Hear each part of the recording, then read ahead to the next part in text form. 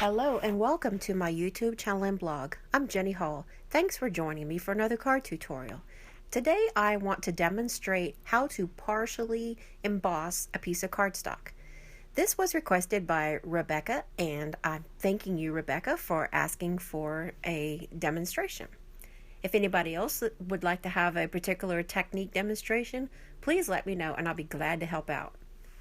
I'm going to use the Hexagons 3D embossing folder because this embossing folder really makes just a really big dynamic impression.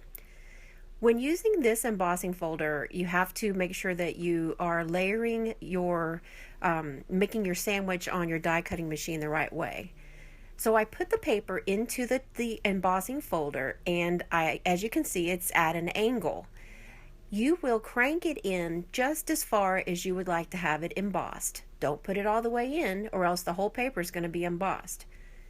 You can go halfway up, you can just do a little tiny portion, but I went about 3/4 of the way up onto the paper, and that left a nice little area that can be stamped with no problem because it's not embossed. It's going to be a flat piece of paper.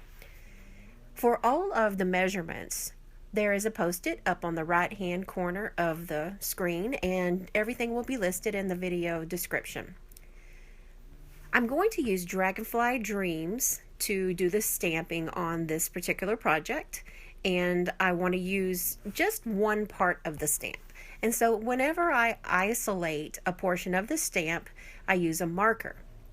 That's one way that you can get as much out of your markers as your money you're putting into them, and it gives you a new technique to use too. So I'm using the color of the Stampin' Up marker is So Saffron, and it didn't quite give me as much yellow as I wanted because the marker puts a nice coating on the stamp. It didn't really give me the shading that I needed to. If I had more time to put into it, I would do that with the stamp. But for the purposes of the demonstration, I went ahead and used the marker directly on the cardstock. I'm using a piece of paper from a Little Foxy Designer Series paper, and if you remember, that's the one that's from the annual catalog, and it has really nice subtle colored images. To attach the piece of embossed paper, now, and this is called dry embossing if you want to know what the term is, I am using another piece of white cardstock to give it some firm stability. When I emboss a piece of paper, I don't generally attach it directly to the card. I give it another piece that is 1/8 of an inch larger. This creates a nice general frame for the embossed piece of paper and makes it much more stable. Otherwise, sometimes an embossed piece of paper, because it has already been made flexible by the embossing folder, sometimes it can get a little out of control and lay in different ways. And whenever I send a piece of paper in the mail, such as a card, I want the card to get to my receiver the same way that I put it into the envelope. That's why I use as many layers as I do in my crafting. The sentiment I'm using is also from Dragonfly Dreams. I'm just going very clean and simple today with this project because I wanted to be able to demonstrate the technique. But since I have the opportunity, it's always nice to come up with a new card idea at the same time. I used the Stampin' Trimmer to get a little bit smaller on the sentiment. However, it didn't quite get small enough.